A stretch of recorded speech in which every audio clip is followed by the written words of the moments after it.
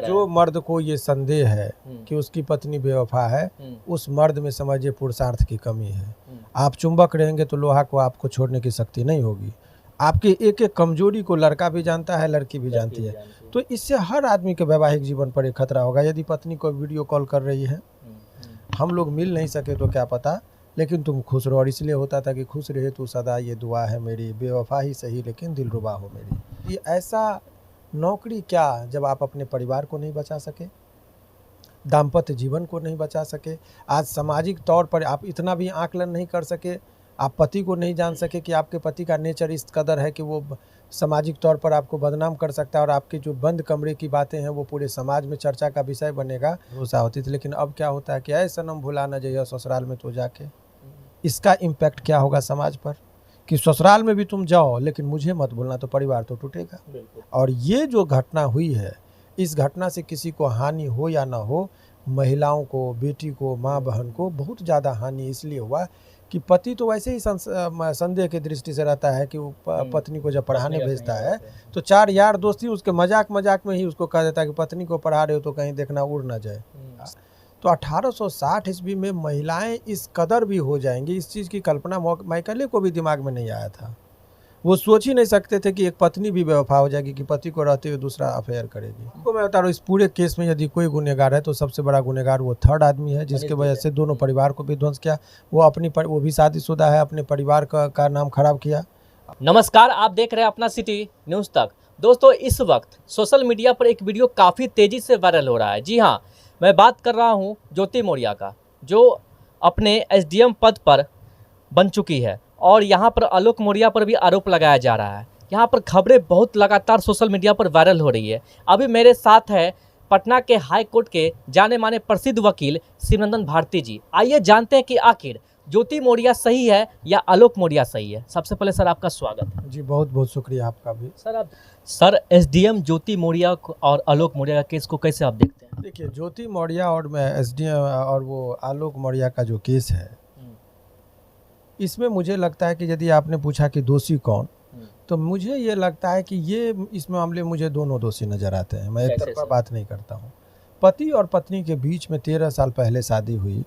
शादी के दौरान कुछ प्रिविलेज कम्युनिकेशन होते हैं। प्रिविलेज कम्युनिकेशन का मतलब ये समझिए कि पति और पत्नी के बीच में जब संबंध स्थापित होते हैं तो बहुत सारी बातें, जब कहते हैं कि जब पति और पत्नी के बीच में बहुत सारी बातें का एक्सपोज होता है, केवल एक दूसरे के सामने वो मन की बातें को भी एक्सपोज करते हैं।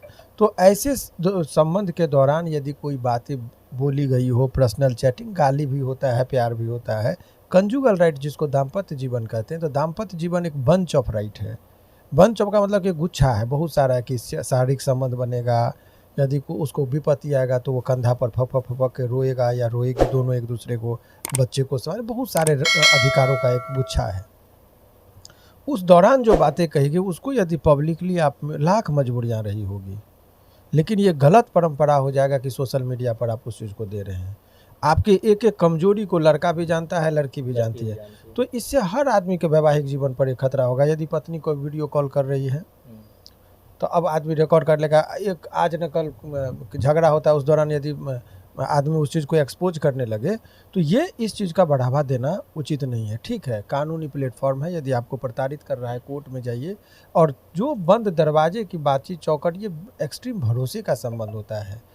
लेकिन इस केस में एक पक्ष ये है, दूसरा पक्ष ये है कि पत्नी इस कदर उसको प्रताड़ित की और उसका फ्रस्ट्रेशन का लेवल इतना ज़्यादा बढ़ गया कि वो अपनी मर्यादा को भूलते हुए जो बात को वो उसके अगेंस्ट जाता है, उसके प्रतिष्ठा के खिलाफ जाता है आलोक को, वो बात यदि उसको एक्सपोज करना पड़ा तो उसके किस कदर उसका फ्रस्ट्रेशन है, किस कदर वो प्रताड़ित अपने आप को महसूस कर रहा है, इस चीज़ का भी ख्याल एसडीएम साहिबा को रखना चाहिए। सर आपके पास इस टाइप के केस बहुत आते हैं, लेकिन ये केस भी सेम टू सेम वैसा ही, लेकिन इस केस को इतना क्यों मतलब दिया गया दबोचा कि इतना वायरल हो रहा है? देखिए, ये इसलिए कि समाज में ये ज्योति मौर्य का जो केस आया है, उस केस की क्या सच्चाई है ये मैं पुष्टि नहीं करता, लेकिन एक बात मैं बता रहा हूँ कि एक्स्ट्रा मैरिटल अफेयर जिसको कहते हैं कि वैवाहिक जीवन के दौरान पहले लड़कियाँ कुंवारी होती थी, शादी हो जाने के बाद प्रायः वो अपने पति और परिवार में लीन हो जाती थी।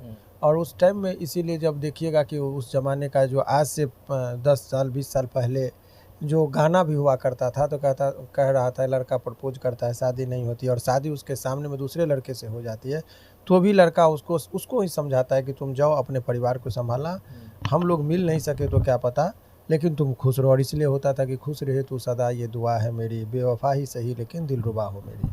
तो उस गाने में भी मैसेज हुआ करता था, सकारात्मक वातावरण बनता था। अभी पति और पत्नी का दौर आया। पति और पत्नी के दौर में आप देखेंगे लाख घर में कोई चीज़ का कमी हो, लेकिन फिर भी उस दौर में भी लोग गाना गाते थे। क्या होता था कि तेरा साथ है तो मुझे क्या कमी है, अंधेरों से भी मिल रही रोशनी है। उस प्रेम को दिखाता था, इतनी एक्सट्रीम भरोसा होती थी। लेकिन अब क्या होता है कि ऐ सनम भुला न जइया ससुराल में तो जाके। इसका इम्पैक्ट क्या होगा समाज पर कि ससुराल में भी तुम जाओ लेकिन मुझे मत भूलना, तो परिवार तो टूटेगा। बिल्कुल। तो ये सब जो वातावरण में जो जिस तरीके का माहौल बन रहा है, उसी का दिमाग पर असर होता है, और दिमाग पर जब असर होता है तो आदमी गलत और सही में फ़र्क समझना भूल जाता है। तो ये जो प्रक्रिया है, अब ये सही बात है कि बहुत उच्च पद पर थी, प्रतिष्ठित पोस्ट पर थी, बहुत सम्मानजनक पोस्ट, उसका हासिल करने के लिए लोगों को कितने लोग पूरे जीवन समर्पित कर देते हैं किताब के इर्द गिर्द, लेकिन फिर भी सफलता हासिल नहीं होती है। तो इस बात में कहीं कोई कतई दोहराई नहीं है कि एसडीएम साहिबा ने जिस पोस्ट को हासिल किया बहुत प्रतिष्ठित पोस्ट था, परंतु यदि ऐसा नौकरी क्या, जब आप अपने परिवार को नहीं बचा सके, दाम्पत्य जीवन को नहीं बचा सके, आज सामाजिक तौर पर आप इतना भी आकलन नहीं कर सके, आप पति को नहीं जान सके कि आपके पति का नेचर इस कदर है कि वो सामाजिक तौर पर आपको बदनाम कर सकता है, और आपकी जो बंद कमरे की बातें हैं वो पूरे समाज में चर्चा का विषय बनेगा। इस परिस्थिति को आप भांप नहीं सके, तो कहीं ना कहीं वो आपकी कार्यशैली, कहीं ना कहीं आपकी अयोग्यता को वो प्रकट करता है। और ये जो घटना हुई है, इस घटना से किसी को हानि हो या ना हो, महिलाओं को, बेटी को, माँ बहन को बहुत ज़्यादा हानि इसलिए हुआ कि पति तो वैसे ही संदेह की दृष्टि से रहता है कि वो पत्नी को जब पढ़ाने भेजता है तो चार यार दोस्त ही उसके मजाक में ही उसको कह देता है कि पत्नी को पढ़ा रहे हो तो कहीं देखना उड़ ना जाए, साधारण शब्दों में। अब तो डर पैदा हो गया सर। लेकिन अब वो सवाल, अब एक उदाहरण बन गया कि देख लेना अब ज्योति मौर्य न बन जाए। अब वो लोग इसी ज्योति मौर्य के निगेटिव उदाहरण के तौर पर पेश किया जाएगा। और इससे पहले जब बेटी को लोग साइकिल देता था तो लोग गार्जियन पहले साइकिल, मोटरसाइकिल पढ़ाने, ट्यूशन के लिए मना करते थे। लेकिन एक दौर आया जब बेटी को पढ़ाया। अभी आपने आरती के पिताजी का बयान सुना होगा कि आरती के पिताजी ने कहा कि मैंने अपनी बेटी को पढ़ाया, जीविका में नौकरी दिलाया। लोग कह रहे थे शादी कर दो, मैंने कहा कि बेटी को शादी नहीं, जब तक वो पढ़ेगी मैं पढ़ाऊँगा। और इस बीच में छोटू नाम का व्यक्ति आता है, हत्या होती है और मर्डर केस में वो लोग जेल चले जाते हैं। तो एक तो ऐसे ही समाज को झकझोरने वाला निगेटिव उदाहरण आरती के तौर पर आया था। दूसरा, मौर्य जी का नाम आ जाने के बाद थोड़ा सा समाज में निगेटिव वातावरण बना है और एक धारणाएं बनने लगी है। परंतु ये हकीकत बात ये है कि ये बात सही नहीं है कि हर पत्नियां बेवफा नहीं होती, हर बेटी जो है सो बाप के पगड़ी का मजाक नहीं उड़ाती है। इसीलिए समाज में अभी भी 99% महिलाएं जो हैं अपने घर को संभालना जानती है, समर्पण भावना से काम करती है। इसीलिए मौर्य और आरती की वजह से पूरे समाज की महिलाओं को एक ही नज़र से देखना कदापि उचित नहीं है। सर, ज्योति मौर्य का बिना डाइवोर्स दिए हुए और मनीष दुबे के साथ अफेयर करना कहाँ तक सही है? देखिए, ये आरोप हैं, हम और आप इस तरीके से कह देंगे कि तो ये गलत हो जाएगा। सर, पूरा प्रूफ दिखाया गया है। वो प्रूफ कोर्ट को देखने दीजिए, हम और आप एक तरफा बात नहीं करेंगे। लेकिन ये बात यदि है तो कानूनी तौर पर आप उसका कुछ नहीं बिगाड़ सकते हैं, जो वास्तविक चीज़ है। थोड़ा चूँकि अभी जो कानून बना, देखिए 1860 में बनाए थे लॉर्ड मैकेले साहब ने, आईपीसी को लिखा, तो 1860 ईस्वी में महिलाएं इस कदर भी हो जाएंगी, इस चीज़ की कल्पना मैकेले को भी दिमाग में नहीं आया था। वो सोच ही नहीं सकते थे कि एक पत्नी भी बेवफा हो जाएगी, कि पति को रहते हुए दूसरा अफेयर करेगी और इतना बोल्डली इस बात को कहेगी। तो अब उस समय में, तो उस टाइम में जो कानून बना, तो उस टाइम में महिलाओं को एक महिला पुरुष के राजाएं 40 रानियां रखा करते थे। उस दौर की कहानी है, यानी मर्द का पूरा वर्चस्व था। तो महिलाएं को जो प्रताड़ित होने की बातें होती थी, तो यदि वो कोर्ट तक ये लाख जुल्म होता था, वो सह जाती थी।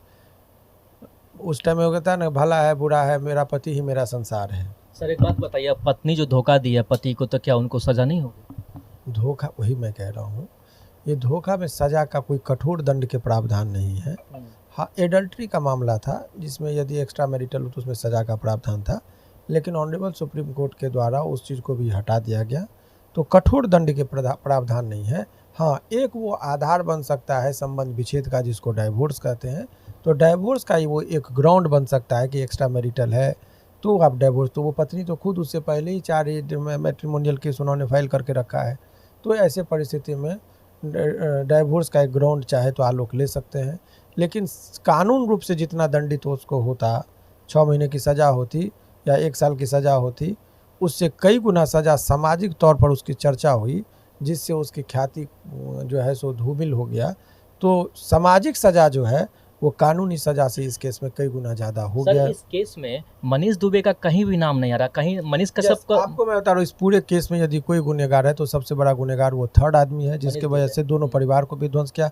वो भी शादीशुदा है, अपने परिवार का नाम खराब किया, अपनी पत्नी के साथ उसका संबंध तो खराब हुआ, उसके साथ खिलाफ अपराध किया। और उसने अपराध आलोक मौर्य के साथ भी किया कि शादीशुदा व्यक्ति के घर में जाकर जो है लगा दिया, माने उसके वैवाहिक जीवन को तहस नहस कर दिया। तो जो असली गुनहगार है वो उसके नाम का जिक्र हो तो ज़्यादा अच्छा। बच्चे भी पिसा गए सर। बिल्कुल। और सर एक खबर और चल रही है कि अब जो है ना, मतलब बेटी को पढ़ाओ लेकिन बीबी को मत पढ़ाओ, इसके बारे में ये सब चीज़ थोड़ा दिन आलोचना में चल रहा है। लेकिन ऐसा नहीं कि बीबी पर से भरोसा बहुत। इसी साल आपने देखा कि एक बीबी ने अपने परिवार को संभालने के लिए नौकरी को लात मार दी। तो ये कह देना, एक बेटी का जिक्र हो रहा है, रोहिणी यादव ने अपने पिता को किडनी देकर बचाया। तो औरत और बेटी का मिसाल तो एक पर है। किरण बेदी बनी, अपने परिवार को संभाली, प्रथम IPS महिला थी। तो ये कह देना कि महिलाएं हैं ज़्यादा शिक्षित बना देंगे तो वो बेवफा हो जाएंगी, ये कहना गलत है। हाँ, कुछ लोग हैं जो इस तरह के, चाहे वो मर्द हों चाहे वो पुरुष हों, इस तरह के जो आवारा गर्दी का जो नशा होता है वो इंसान, किसी भी इंसान में, किसी भी स्टेज में, किसी भी उम्र में हावी हो सकता है। आपने सुना होगा मटुकनाथ प्रोफेसर की कहानी और जूली की प्रेम कहानी, बहुत चर्चा में रहा था। तो ये दौर का बात है, ये सब चीज़ किसी भी, वो भी प्रोफेसर थे, तो किस दौर में किसके ऊपर ये सब आवारागर्दी का नशा हावी हो जाए ये कहना मुश्किल है। सर लेकिन कहीं ना कहीं पति के मन में डर आ चुका है कि मेरी पत्नी भी बाहर पढ़ती है, और ये भी खबर चल रही है कि पत्नियां लोग को बाहर घर बुलाया जा रहा है। जो मर्द को ये संदेह है कि उसकी पत्नी बेवफा है, उस मर्द में समझिए पुरुषार्थ की कमी है। आप चुंबक रहेंगे तो लोहा को आपको छोड़ने की शक्ति नहीं होगी।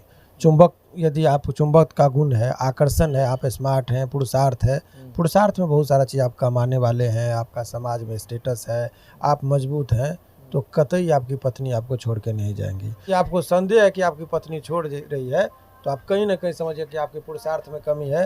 और यदि पुरुषार्थ में कमी है तो पत्नी को पढ़ाइए लिखाइए या कुछ नहीं कराइए तो ये छोड़ के भाग जाएगी। मतलब अगर जाने वाली है तो छोड़ के जरूर। हाँ, उससे पढ़ाई कितना भी उसको रोक लेंगे, क्योंकि पुरुषार्थ में कमी है। पुरुषार्थ का मतलब मैं कह रहा हूँ ये केवल मर्दानी ताकत की बात नहीं है। पुरुषार्थ में वो आदमी का देखने में भी स्मार्ट हो, समाज में भी उसका इम्प्रेशन अच्छा हो, वो उसको कमाने की भी शक्ति हो, होल्ड करने की भी शक्ति हो, पारिवारिक जिम्मेदारी निभाने की शक्ति हो, वो तमाम तरह का चीज़ मिलाकर पुरुषार्थ बनता है। तो पुरुषार्थ यदि हैं तो कदापि आपकी पत्नी छोड़कर आपको नहीं जाएगी। तो दोस्तों, जैसा कि आपने देखा अभी मेरे साथ पटना हाई कोर्ट के वकील सिमरन भारती थे और उन्होंने ज्योति मौर्य और आलोक मौर्य को लेकर के अपनी प्रतिक्रिया दी। बाकी इस वीडियो के बारे में आप क्या सोचते हैं, आप किस टाइप के कमेंट करते हैं, आप ज़रूर कीजिएगा। और इस वीडियो को फेसबुक पेज पर देख रहे हैं तो फॉलो कीजिएगा, इस वीडियो को यूट्यूब पर देख रहे हैं चैनल को सब्सक्राइब कीजिएगा। जय हिंद, जय भारत।